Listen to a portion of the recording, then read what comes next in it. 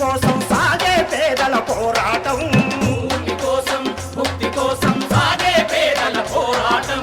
అంతం కాదిది ఆరంభం, ఇది అనంత జీవన సంగ్రామం. అన్నం పెట్టే రైతులు హస్తినలో అల్లాడిపోతున్నారు.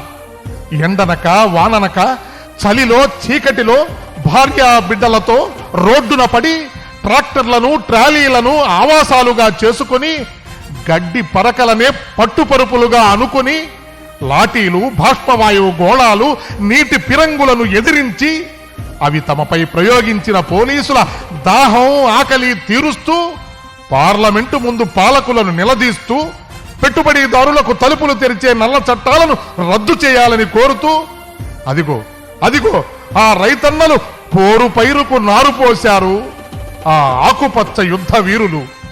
నడవండి నడవండి నడవండి చర చర చర కర కర కర ప్రగమిస్తూ